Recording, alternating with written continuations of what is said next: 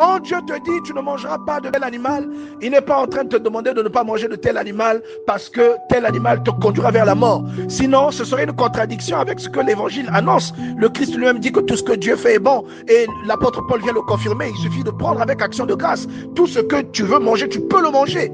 Parle à ton cœur qui est une maison de prière, une maison dans laquelle Dieu séjourne, qui est la maison de son Père, mais que toi, tu as transformé en caverne de voleurs. Tu es venu loger la cupidité, tu es venu loger le mensonge, tu es venu loger la masturbation, tu es venu loger l'impudicité, tu es venu loger l'égoïsme, tu es venu loger le meurtre, le crime, l'avortement, tu es venu loger l'ivrognerie, tu as logé toutes ces choses à l'intérieur de ton cœur et il prend un fouet, il vient nettoyer. Les gens ne l'ont pas compris. Donc l'évangile est complémentaire. Nous sommes partis d'une loi qui était inscrite dans le cœur de quelqu'un comme par révélation vers une loi instituée, une loi qui ressemblait maintenant à une constitution, et nous avons migré vers l'évangile. Donc nous sommes partis d'une caricature vers un brouillon et du brouillon vers le parfait, et le parfait est arrivé sous l'évangile.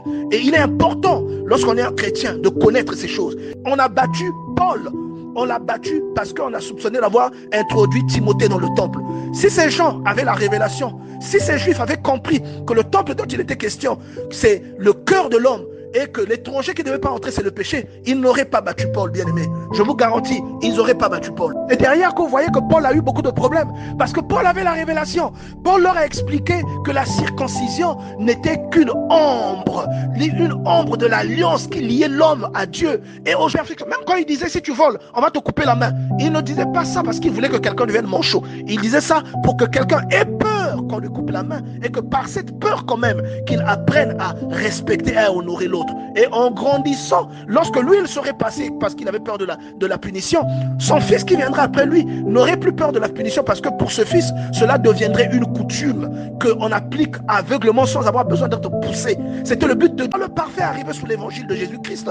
On comprendrait alors que c'est l'amour qu'il nous enseignait. Voilà pourquoi Jésus vient leur dire, on vous a dit œil pour œil, dent pour dent. Moi je vous dis, si on vous gifle, tendez l'autre joue. Si quelqu'un vous prend votre vêtement, laissez-lui aussi votre manteau. Il leur dit que c'était ça que cette loi signifiait. Mais la pédagogie était différente en fonction du niveau. Un enfant qui est au CP, vous lui dites 1 plus 1 égale 2.